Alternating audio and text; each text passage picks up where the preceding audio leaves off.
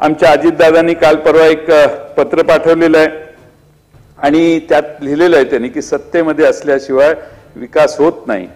म्हणजे अध्यक्ष महोदय, सत्ता असल्याशिवाय विकास होत नाही असं दादांनी सांगितलेलं आहे आणि त्यांनी तिकडे जाण्याचं कारण त्यांनी त्यात सांगितलेलं आहे आणि हे खरं आहे की सत्ता असल्याशिवाय विकास करता येत नाही।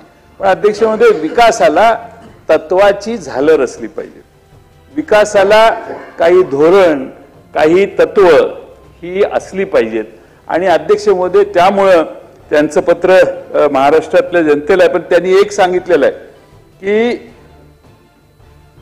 मोदी साहेब आणि शाह साहेब, आदिती ऐक जरा, मोदी साहेब आणि शाह साहेब यांची कामाची जशी पद्धत आहे तशी दादा म्हणतात माझी पद्धत आहे।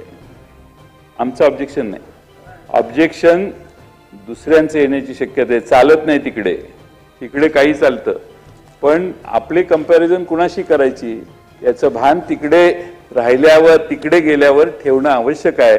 माझं आता शेवटी आम्ही त्यांची हितचिंतक आहोत म्हणून आपला सल्ला आहे, तुमचं ते काही दिसतच नाही, अलीकडे भेटतच नाही, त्यामुळं त्यांचं पत्र महाराष्ट्रातल्या जनतेला पोहोच झालेलं आहे, त्याच्यावर जास्त काही मी बोलत नाही। पण 6-7 महिने झाले आम्हाला सोडून ते तिकडे गेले आणि आता 7 महिन्यानं त्यांनी ते पत्र सगळ्या महाराष्ट्राला दिले। मी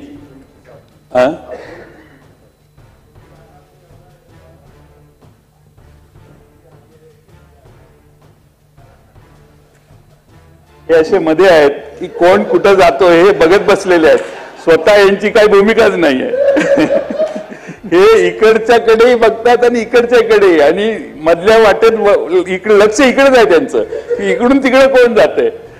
बच्चीजी, जरा थोडासा ठामपणाने भूमिका घ्या, तुमच्यासारखा ठामपणाची भूमिका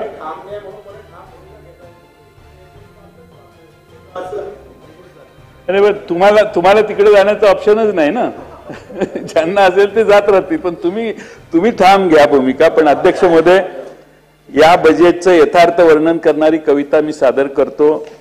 हाताला काम नाही, सुशिक्षितांना रोजगार नाही, दुष्काळ अतिवृष्टीच्या चक्रात ग्रासला शेतकरी, पोटा पाण्यासाठी वणवण सारी, आपल्याला काय फक्त बोलून निघून जाण्याची घाई।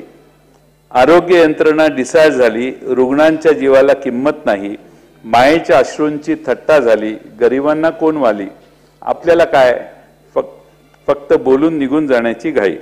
इथे दिवसा ढवळ्या महिला सुरक्षित नाहीत, किड्या मुंग्यांसारखे त्यांचे जगणे बाई, धर्माधर्मातील तिढा सुटे ना काही, आगीत तेल ओतायला आहेत काही भाई, आपल्याला काय फक्त बोलून निघून जाण्याची घाई।